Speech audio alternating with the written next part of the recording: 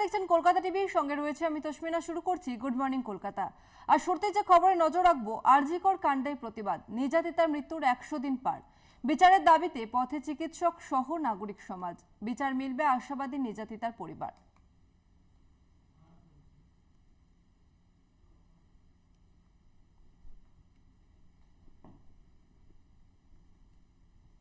বিচার মিলবে, কাউকে হতাশ হওয়ার কিছু নেই। আমাদের আন্দোলনটা ঠিক করে চালিয়ে যেতে হবে। বিচার মিলবে, আমাদের বিশ্বাস আছে। বিচার আমরা না মিললে ছিনিয়ে আনবো। বিষয় নিয়ে আমরা কোনো কথা বলবো না। তবে 100 দিন না, আমরা প্রতিটা সেকেন্ড গুনছি, প্রতিটা সেকেন্ড, প্রতিটা দিন, প্রতিটা ঘন্টা গুনছি, বিচারের আশায় থাকছি। এবং বিচার আমরা পাবো। 9 তারিখ সেই যে ফোন কল, আমাদের বুকে যে মশাল জ্বালিয়ে দিয়েছিল, ওই মশাল এখনো আমাদের জ্বলছে। 5 মাসে 3 বার কাউন্সিলর সুশান্ত ঘোষের উপর হামলার ছক। আগেও 2 বার বিহার থেকে ভাড়া করে আনা হয় আততায়ীদের। জমি বিবাদেই খুনের পরিকল্পনা। সুশান্ত ঘোষকে খতম করার জন্য 10 লক্ষ টাকা রফা গুলজারের। ধৃত গুলজারের বয়ানে মিলেছে এমনই চাঞ্চল্যকর তথ্য। ধৃতের 29 নভেম্বর পর্যন্ত পুলিশ হেফাজতের নির্দেশ।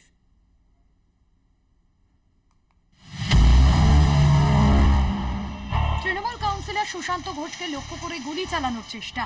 ঘটনাকে কেন্দ্র করে উত্তাল হয়েছে রাজ্য রাজনীতি। নিছকে ভয় দেখানোর উদ্দেশ্যে গুলি চালানোর চেষ্টা নাকি খুনের ছক, উত্তর খুঁজছে পুলিশ। যদিও পুলিশ সূত্রে খবর, খুনের উদ্দেশ্যেই গুলি চালানোর চেষ্টা করা হয়। গলসি থানা থেকে বেরোনোর সময় হামলার কারণ নিয়েও বিস্ফোরক দাবি করেছে ধৃত ইকবাল। হায়দার আলীর বিরুদ্ধে জমি জবরদখলের অভিযোগ। 2000 বর্গফুট জায়গা দখল করেছিল হায়দার আলী। হায়দার আলী সুশান্ত ঘোষের ঘনিষ্ঠ। ওই জায়গা দখলমুক্ত করতেই গুলি করার ছক। सुशांत घोष गुंडा है, जगह दखल किया है तो मारा है। 2000 स्क्वायर फीट। हैदर अली सुशांत घोष का गुंडा। আবারও টার্গেট সুশান্ত ঘোষ। 5 মাসে 3 বার হামলার ছক। তবে এই প্রথম নয়, এর আগেও সুশান্ত ঘোষের ওপর হামলার পরিকল্পনা করা হয়েছিল। 5 মাসে 3 বার হামলার ছক কষে আততায়ীরা। 2 বার বিহার থেকে ভাড়া করা হয়েছিল আততায়ী। পুলিশের জেরায় ধৃত ইকবালের দাবি, জুলাই এবং অক্টোবরে পুজোর মধ্যেও সুশান্ত ঘোষকে হামলার ছক কষা হয়েছিল, কিন্তু 2 বারই হামলার পরিকল্পনা ভেস্তে যায়। জমি সংক্রান্ত বিবাদের জেরেই খুনের পরিকল্পনা, জেরায় স্বীকারোক্তি ইকবালের। কসবা কাণ্ডের সঙ্গে ইতিমধ্যেই বিহার যোগ দিয়েছে। পুলিশি তদন্তে উঠে এসেছে বিহারের বৈশালী থেকে নিয়ে আসা হয় 3 জনকে। সুশান্ত ঘোষকে খতম করার জন্য 10 লক্ষ টাকা রফা করে গুলজার। অস্ত্র সুপারি দিয়ে 10 লক্ষ টাকা চুক্তি হয়েছিল। সেই মতো 4 থেকে 5 মাস আগে আগ্নেয়াস্ত্র এসেছিল কলকাতায়। কিভাবে হামলার ছক, কতদিন ধরে পরিকল্পনা, প্রকাশ্যে এসেছে সেই তথ্য। তবে খুনের চেষ্টার মোটিভ নিয়েও অনেক প্রশ্ন উঠছে। শুধুই কি জমি সংক্রান্ত বিবাদের জেরে খুন, নাকি নেপথ্যে আরো কোনো কারণ রয়েছে? খতিয়ে দেখছে পুলিশ। কলকাতা টিভি।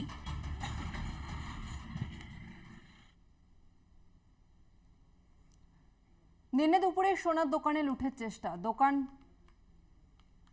দিনে দুপুরে সোনার দোকানে লুঠের চেষ্টা, দোকান মালিককে ছুরির কোপ। এই ঘটনায় ধৃত এক। ঘটনাস্থলে যায় ডাকাত দমন শাখার আধিকারিকরা। মাত্র দিন 3 আগের ঘটনা। অভিযুক্ত নাকি এসেছিলেন মুকুন্দপুরের ওই সোনার দোকানে। দেখে গিয়েছিলেন 12 গ্রাম ও 8 গ্রামের 2টি সোনার চেন। রবিবার সেই সোনার দোকানে আবারও আসেন অভিযুক্ত। দেখতে চান সেদিনের দেখে যাওয়া 2টি সোনার চেন। অভিযোগ, দোকান মালিক বিলিং করতে গেলে আচমকা পিছন থেকে হামলা চালানো হয়। খাস কলকাতায় সোনার দোকানে লুটের চেষ্টা। এই সেই দোকান পূর্ব যাদবপুর থানা এলাকার, যেখানে বেলা 11টা থেকে 11:15 নাগাদ একজন আততায়ী তিনি আসেন এবং এই সোনার দোকানের ভিতরে ঢোকে সোনার চেন দেখাতে বলা হয়। 12 গ্রাম এবং একটি 8 গ্রাম সোনার চেন দেখাতে বলা হয়। ঘটনাটা আসলে 11:15 নাগাদ। আমরা এই মার্কেটেরই ব্যবসায়ী, হঠাৎ চিৎকার শুনতে পাই, মানে বাঁচাও বাঁচাও বলে খুব চিৎকার হচ্ছিল। নিচে আসার সঙ্গে সঙ্গে দেখি যে ওনার সারা শরীর রক্ত ভিজে যাচ্ছে। আমি হসপিটালে নিয়েছিলাম, প্রচুর ব্লিডিং হয়েছে এবং লাস্ট জানা গেছে যে এখানে অনেকটা ডিপ হয়ে গেছে, সেলাই হয়েছে, সিটি স্ক্যান হয়েছে। হ্যাঁ, চিৎকার শুনে আশপাশ থেকে ছুটে আসে লোকজন। দোকান মালিক সঞ্জয় সরকারকে রক্তাক্ত অবস্থায় দেখতে পান তারা। ঘটনা ঘটানোর পর পালাতে পারেননি অভিযুক্ত, ধরা পড়ে যান হাতে নাতে। আমি একেবারে সামনে ছিলাম না, কিন্তু দাদাকে নিয়ে যাওয়ার সময় আমি ছিলাম। আমি ঠিক রাস্তার ওপারে, ওখানে একটা দোকান আছে, ওখানে ছিলাম। ঠিক আছে, প্রথমে দেখলাম যে একটা চিল্লামিল্লি শুরু হয়ে গেছে। আমি আসলাম, সঙ্গে সঙ্গে বাইরে বেরোলাম। তখন দাদা আমাকে বলছে ওকে ধর ওকে ধর, ঠিক আছে। তখন ব্লিডিং হচ্ছে, গলায় হাত না দিয়ে ব্লিডিং হচ্ছে খুব। তাই আমি বলছি যে না, ওকে না ধরে আমি তোমাকে আগে ধরবো। যখন এসেছি তখন দেখছিলাম যারা মানে ছিল, মানে করেছে আর কি, ঘটনাটা ঘটেছে, এবার তাদেরকে তখন দেখছিলাম যে শুধু মারামারি হচ্ছিল, আর ওদেরকে তারপরে পুলিশরা তো নিয়েছিল। দুজনকে ধরেছে, একজনকে প্রথম ধরেছিল, তো তাকে তো মারা হয়েছে, পুলিশও নিয়ে গেছে। তারপর আর একজন ঘোরাঘুরি করছিল, তা এখানকার লোকেদের কিছু সন্দেহ হয়েছে, কাকে ফোন করে বলছিল ওরা, মানে ওই ছেলেটা কাকে বলছিল, তো ওদের মানে আরও কয়েকজন ছিল সাথে, তা কয়েকজনের সন্দেহ হয়েছে। তারপর ওকেও কিছু জিজ্ঞাসাবাদ করতে করতে ও ধরা পড়ে যায়, তা ওকেও কিছু মারা হয়েছে অল্প মেরেটের, তারপর পুলিশ তো নিয়ে চলে গেল। না, এরকম কোনোদিনও হয়নি, এই প্রথম হলো, এবারে এই প্রথম হয়েছে, আগে কোনোদিনও হয়নি এরকম। লাইফে প্রথম দেখছি যে মুকুন্দপুরে জায়গায় এরকম প্রথম হয়েছে। ঘটনাস্থলে যান পূর্ব যাদবপুর থানার ডাকাতি দমন শাখার আধিকারিকরা। আশেপাশের দোকানগুলিতে চলে জিজ্ঞাসাবাদ। দিনে দুপুরে এমন ঘটনা ঘটে যাওয়ায় অনেকেই হতবাক। প্রত্যক্ষদর্শীরা বলছেন, এলাকায় এমন ঘটনা আগে তারা কখনো ঘটতে দেখেননি। ক্যামেরায় মৃন্ময়ের সঙ্গে রিয়া মাঝি, কলকাতা টিভি। ট্যাবের টাকা নিয়ে আরও অভিযোগ। গোঘাটের কয়েকটি স্কুলের 18 জন পড়ুয়ার অ্যাকাউন্টে ট্যাবের টাকা ঢোকেনি। মুর্শিদাবাদের সীতানগরের স্কুলে 4 জনের ট্যাবের টাকা অ্যাকাউন্টে না ঢোকার অভিযোগ। কত তো ছড়িয়ে দুর্নীতির জাল। ট্যাবকাণ্ডের তদন্তে দুর্নীতির জাল গোটাতে গিয়ে হিমশিম খাচ্ছে পুলিশ। তদন্ত যত এগোচ্ছে বাড়ছে অভিযোগও।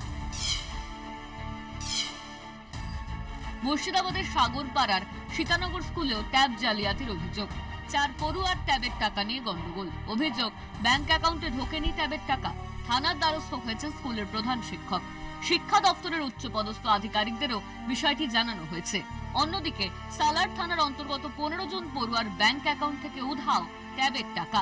আমাদের কিন্তু ওই স্টুডেন্টগুলো সবই হচ্ছে এসবিআই, কিন্তু এখানে দেখাচ্ছে আইডিআইবি এরকম আইএফএসসি কোড। সেই অনুযায়ী আমি একটি ব্যাংকে গেলাম, ইন্ডিয়ান ব্যাংকে।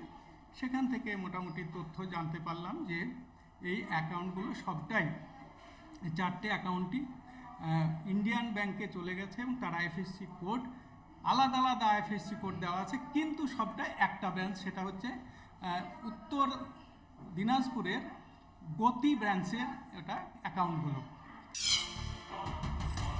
এবার আরামবাগেও ট্যাবের টাকা গায়েবের অভিযোগ। গোঘাটের বাঘারবাট উচ্চ বিদ্যালয়, ভগবতী বালিকা বিদ্যালয়, বালি high school, বড়ডঙ্গল, Ramnath institute, বাদলকোনা, Nirbhaypur high স্কুলে 18 জন পড়ুয়ার অ্যাকাউন্ট হ্যাক হয়েছে বলে অভিযোগ।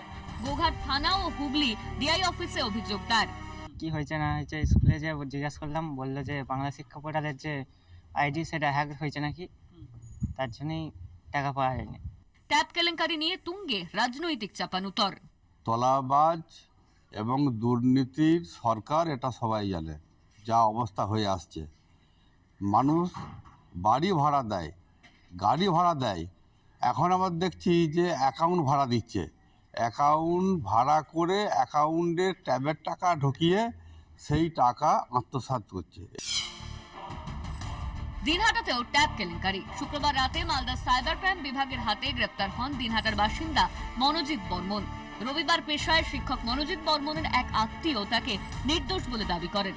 তার দাবি, মনোজিৎ বর্মনের আইপি অ্যাড্রেস এবং ওয়াইফাই হ্যাক করে অন্য কেউ এই ঘটনাটি ঘটিয়েছে। কিভাবে একের পর এক অ্যাকাউন্ট হ্যাক করে গায়েব হয়েছে ট্যাবের টাকা, কতদূর ছড়িয়ে রয়েছে এই কেলেঙ্কারি, উদ্বিগ্ন নবান্ন। কলকাতা টিভি। ট্যাব কেলেঙ্কারি এবার দক্ষিণ দিনাজপুরেও 6 জন পড়ুয়ার অ্যাকাউন্ট থেকে ট্যাবের টাকা গায়েবের অভিযোগ। ঘটনাটি ঘটেছে তপন ব্লকের RCA মাগুরপুর উচ্চ বিদ্যালয়ে। ঘটনায় সাইবার ক্রাইম থানায় অভিযোগ দায়ের স্কুল কর্তৃপক্ষের। অভিযোগ পাওয়ার পরই তদন্তে সাইবার ক্রাইম থানার পুলিশ।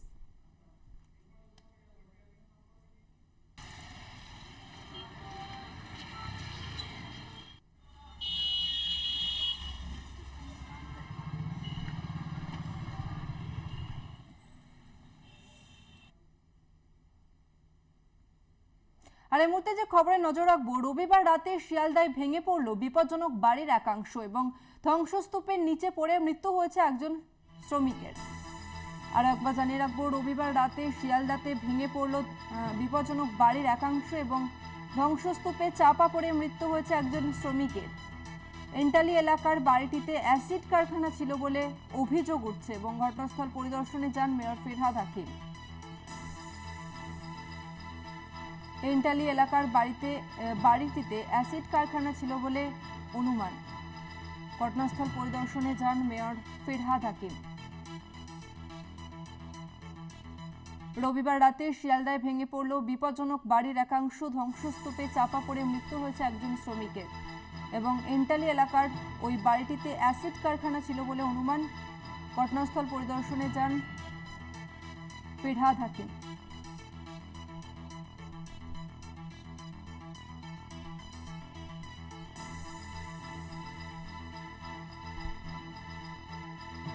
রবিবার রাতে শিয়ালদায় ভেঙে পড়ে বিপজ্জনক বাড়ির একাংশ, ধ্বংসস্তূপে চাপা পড়ে মৃত্যু হয়েছে দুজন শ্রমিকের। এন্টালি এলাকার বাড়িটিতে অ্যাসিড কারখানা ছিল বলে অনুমান করা হচ্ছে। অন্যদিকে ঘটনাস্থলে পরিদর্শনে যান মেয়র ফিরহাদ হাকিম। বিপজ্জনক বাড়ির একাংশ ভেঙে মৃত্যু হয়েছে দুজন শ্রমিকের। রবিবার রাতে শিয়ালদায় ভেঙে পড়ে বিপজ্জনক বাড়ির একাংশ এবং এই ঘটনায় দুজন শ্রমিকের মৃত্যু হয়েছে। এন্টালি এলাকার বাড়িটিতে অ্যাসিড কারখানা ছিল বলে অনুমান। ঘটনাস্থল পরিদর্শনে যান মেয়র ফিরহাদ হাকিম।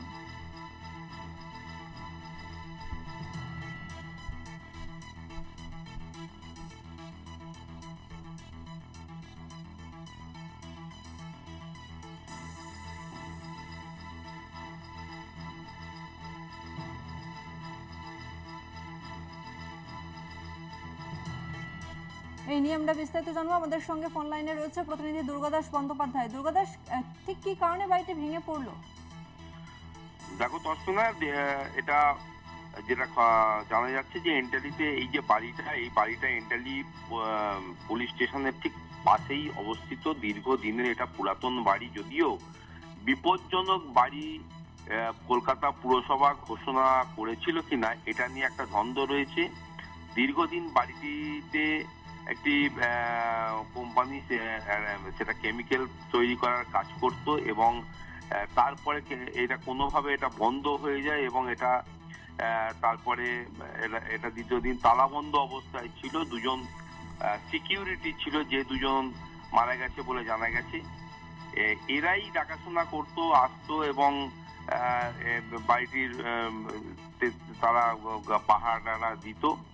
বিষয়টা হচ্ছে যে কলকাতা জুড়ে, শহর কলকাতাতে প্রচুর এই ধরনের পুরাতন বাড়ি রয়েছে। বিশেষ করে দক্ষিণ কলকাতার কিছু অংশ বাদে উত্তর কলকাতাতেই সব থেকে বেশি পরিমাণে এই ধরনের পুরাতন বাড়িগুলো রয়েছে এবং দীর্ঘদিন কলকাতা পুরসভার পক্ষ থেকে বাড়ির মালিকদেরকে বলা হয়েছে হয় বাড়িগুলি ডেমোলিশ করে নতুন করে তৈরি করুন অথবা বাড়িটি রক্ষণাবেক্ষণ করুন, কিন্তু মালিক পক্ষেরও উদাসীনতা কিন্তু বারবার সামনে এসে যাচ্ছে।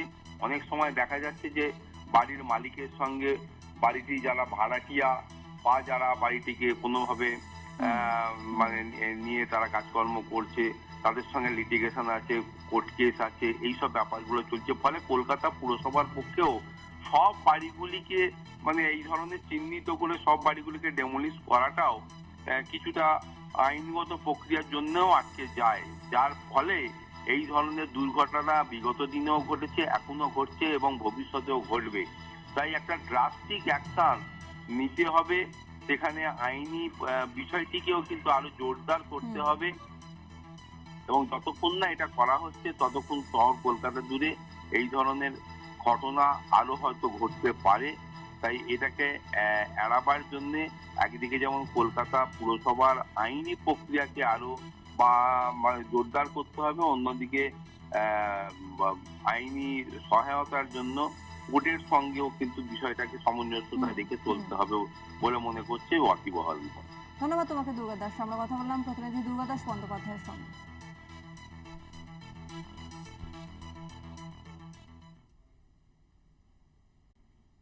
হুমকি দিয়ে জমি দখলের অভিযোগ। বেসরকারি আবাসন তৈরির জন্য চাষিদের কাছ থেকে বলপূর্বক দখল নেওয়ার অভিযোগ প্রকাশ্যে। এই মর্মে বোলপুর মহকুমা শাসক থেকে শুরু করে বোলপুর ও জেলা ভূমি ও ভূমি সংস্কার আধিকারিকের কাছে লিখিত অভিযোগ জমি হারাদের। 52 বিঘা জমি জুড়ে তৈরি হচ্ছে বেসরকারি আবাসন, বিলাসবহুল কটেজ তৈরি করে চলছে বিক্রি। অভিযোগ, এই প্রকল্পের জন্য প্রায় 22 বিঘা জমি বলপূর্বক লিখিয়ে নেওয়া হয়েছে। এই জমির মধ্যে রয়েছে আদিবাসী এবং চাষিদের জমি, তার উপর আবার রয়েছে জমি মাফিয়াদের হুমকি। পাট্টা বর্গা জমির মালিকদের বাড়িতে গিয়ে হুমকি দেওয়া হচ্ছে, জমি দিবি নাকি ছেলের মাথা নিবি। বাধ্য হয়ে মাটি ও তালপাতার ঘরে বাস করছেন জমিহারা চাষিদের পরিবারগুলি। যখন ভয় দেখিয়ে বলে দিলে ছেলে নেবে, জমি নেবে না, ছেলের মাথা নেবে, তখন ভয়ে ছেড়ে দিলাম। আবার কি বলবো, তারপর আবার এদিকে তখন সব আসতে লাগলো, দলবন্দি মানে করতে লাগলো, ধমকি সমসি দেখাইলে। সরকারের অফিসে যেগুলো অফিস আছে সেই অফিসগুলোতে আমরা সব জায়গায় গিয়েছি, সেখানে আমরা সবার সাথে দেখা করেছি এবং আমরা সমস্ত আমাদের সমস্যা বলেছি। আমাদের যে 37 জনের যে পাট্টা জমি আছে সেখানে আমরা চাষাবাদ করতে পারছি না, এখন আমাদের জমিটা চলে গেছে। জমি মাফিয়াদের বিরুদ্ধে বোলপুর মহকুমা শাসকের কাছে লিখিত অভিযোগ দায়ের করেছেন প্রায় 30 জন জমিহারা। পাশাপাশি বোলপুর জেলা ভূমি ও ভূমি সংস্কার দফতরের আধিকারিকের কাছেও লিখিত অভিযোগ দায়ের করেন তারা। কিছুদিনের মধ্যেই ওই যে জায়গাটা সেটা যাদের নামে রেকর্ড হয়েছিল,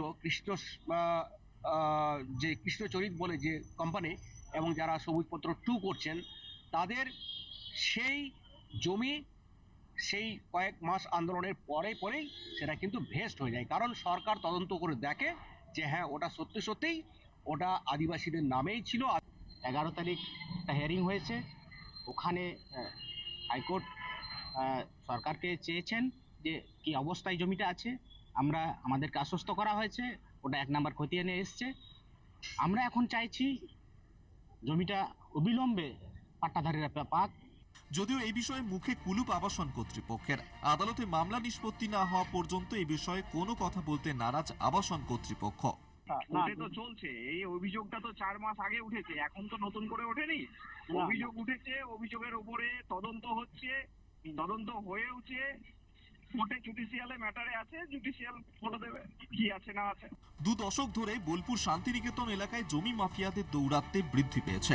সরকারি জমি, বন দফতরের জমি, নদীর পার, সেচের জমি ও দেবোত্তর জমি দখলের ভুরি অভিযোগ। শীঘ্রই বিষয়টি সুরাহার দাবি জানিয়েছেন জমিহারারা। সমস্যা সমাধান না হলে শীঘ্রই বৃহত্তর আন্দোলনে যাওয়ার হুঁশিয়ারি জমিহারাদের।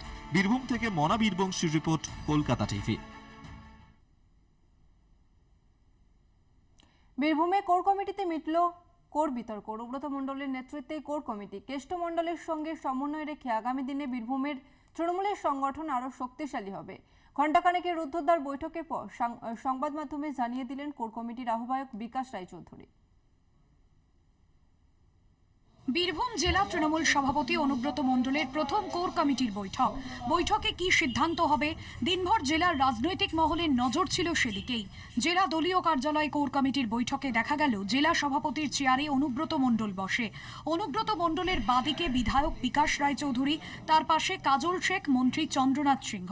অনুব্রত মণ্ডলের ডান দিকে বসেছিলেন বিধায়ক আশিস বন্দ্যোপাধ্যায়, সুদীপ্ত ঘোষ, লাভপুরের তৃণমূল বিধায়ক অভিজিৎ সিনহা।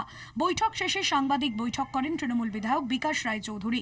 তিনি বলেন, জেলা তৃণমূল সভাপতি অনুব্রত মণ্ডলের সঙ্গে কোর কমিটির সমন্বয় রেখেই জেলার দল পরিচালনা হবে।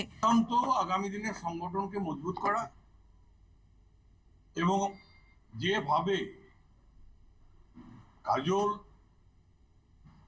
অনুব্রত এই যে গান হচ্ছিল তার জবনিকা হলো, কোনো দ্বন্দ্বদের মধ্যে ছিল না এবং প্রচারটা বেশি হয়েছে। আজকে সেটা প্রমাণ হয়ে গেল। আমরা সবাই একটা জায়গায় আছি, এক ছাতার তলে আছি।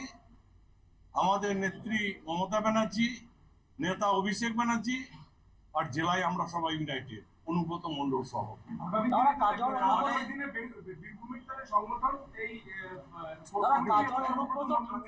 অনুব্রত মণ্ডলকে নিয়ে আমরা সবাই একসাথে লড়াই করব এবং জেলাকে আরো মজবুত করব। জেলা তৃণমূল কোর কমিটির অন্যতম সদস্য কাজল শেখ বলেন, নেতৃত্বের নির্দেশে অনুব্রত মণ্ডলকে কোর কমিটিতে অন্তর্ভুক্ত করা হয়েছে।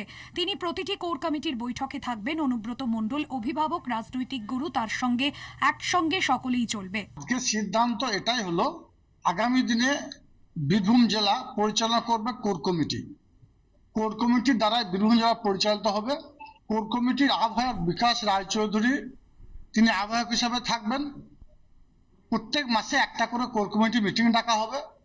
15ই ডিসেম্বর আমাদের রামপুরহাটে দলীয় কার্যালয়ে কোর কমিটি মিটিং হবে বেলা 3টের সময়। আহ্বায়ক হিসেবে বিকাশ রায়চৌধুরী তিনি থাকবেন। তার পরবর্তী মিটিং হবে আমাদের সিউড়িতে।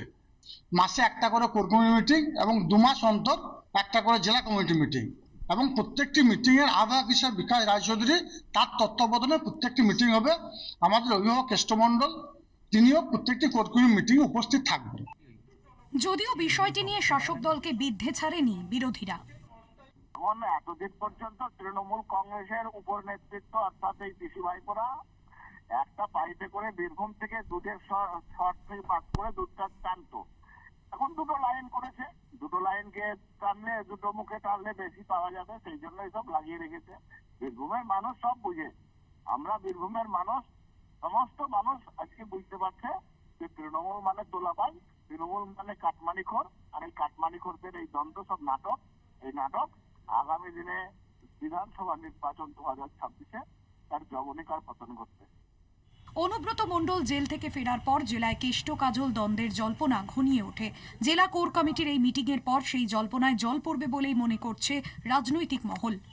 রামপুরহাটে নেক্সট যে কোর কমিটির মিটিং সেখানেই কিন্তু রয়েছে, এবং 26-এর যে বিধানসভা নির্বাচন, এই সামগ্রিক বিষয় নিয়েও যাতে আরও কিভাবে দল এগিয়ে নিয়ে যাওয়া যায় সাংগঠনিক দিক থেকে, এই সামগ্রিক বিষয়ে পুঙ্খানুপুঙ্খু আলোচনা হয়েছে কোর কমিটির বৈঠকে। সবশেষে টিম অনুব্রত মণ্ডল, ক্যাপ্টেন কেষ্ট মণ্ডলের নেতৃত্বেই জেলা তৃণমূল পরিচালনা হবে, এমনটাই সূত্র মারফত খবর। বীরভূম থেকে মনা বীরবংশী, কলকাতা টিভি। জমি নিয়ে বিবাদের অভিযোগ, 2 পরিবারের ঝামেলায় রণক্ষেত্র হয়ে উঠল এলাকা। কুলটি থানার মনবেড়িয়া এলাকার ঘটনা। লাঠি তলোয়ার উঁচিয়ে চলল মারপিট, চলল গুলিও।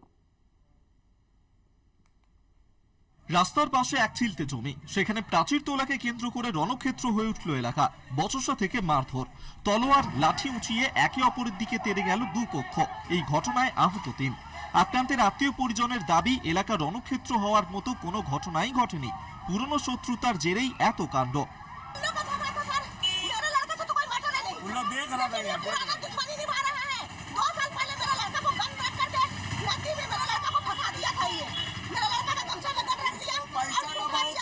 कम से कम 3-4 राउंड गोली चला। आप इस वक्त यहाँ पर थे मौजूद? जी हाँ, हम यहीं पर मौजूद थे। क्या घटना हुआ था शुरू से बताइए। यहाँ बस छोटा सा बात के लिए घटना हुआ है। यहाँ पे बस एक मेरा भाई खड़ा होकर देख रहा था। यहाँ पर साजिद बोल के लड़का इसका जिससे झमेला हुआ है, नेमक्तर का लड़का है, ठीक है, वहाँ से हल्का फुल्का झमेला हुआ। वो लड़का मेरा भाई खड़ा होकर देख रहा था। ये आके साजिद बोला उसको कि तुम यहाँ खड़ा होकर क्या देख रहा हो, उसी में तो तुम्हें मैं हुआ। साजिद माँ का गाली दे दिया, इससे इसका वजह से भाई से झमेला हुआ। बाजार একটি বাড়িকে কেন্দ্র করে 2 প্রতিবেশীর মধ্যে দীর্ঘদিন ধরেই অশান্তি চলছিল। ভাইকে বাঁচাতে গিয়ে আক্রান্ত হন মোহাম্মদ শাহিদ। वही नैम अख्तर मारा, उसका चारों लड़का मिलकर के मारा। वही यही ये लोग चमड़ा का धंधा करता है। ऐसी कोई कोई कोई कोई मतलब नहीं। हम लोग 3 लड़का का लगा, एक भाई के लगा, एक हमको लगा। एक किससे मारा गया? वो लोग डंडा से मारा, तलवार से मारा। दीवार उठ रहा था वहाँ पे, तो हम बोले कि भाई कि खड़े हैं वहाँ पे, तो बोलता क्या खड़े हैं तुम यहाँ घटो, वहाँ तो जगह थोड़ी यही तो कोई खड़ा हो सकता है। उसके बाद सब झमेले करने लगा, मान सब 4-5 भाई आ गया, सब लड़ाई करने लगा उससे। हम अकेले थे। क्या चीज़ से मारा आपको? मारा हमको डंडा से, फायरिंग भी किया वहाँ। তবে অভিযুক্ত পক্ষের দাবি, জমিটি ঘিরতে প্রাচীর তুলতে বাধা देवा হচ্ছিল। साजिद भैया लोग आए तो बोले कि आप लोग इधर तोड़िए, हम लोग को दिक्कत होता है। ये हम लोग 7 साल से मतलब चल रहा था, तो हम लोग ठीक है तोड़ देंगे, हम लोग काम लगे तो तोड़ देंगे। तो जब हम लोग कल इधर काम लगाए तो साजिद भैया बोला इधर अभी काम नहीं होगा, इधर पहले तोड़ो तुम लोग, इधर हो जाएगा तो हो जाएगा। तो हम ठीक है, तो दोनों साइड एक ही साथ काम लगा, इधर भी लगा और इधर भी लगा। तो उसके बाद फिर इधर काम हो रहा था, उसके हमको नहीं पता, हम खाना बना रहे थे और चलो कि बाहर थे, हमको ये सब बात नहीं मालूम। স্বাভাবিকভাবে দিনে দুপুরে গুলি চালানোর ঘটনায় উত্তেজনা ছড়িয়েছে এলাকায়। দোষীদের গ্রেফতারের দাবিতে স্থানীয়রা দীর্ঘক্ষণ ধরে রাস্তা অবরোধ করে বিক্ষোভ দেখায়। Kolkata TV. Good morning Kolkata আজ এই পর্যন্তই। দেখতে থাকুন কলকাতা টিভি রাত দিন 7 দিন।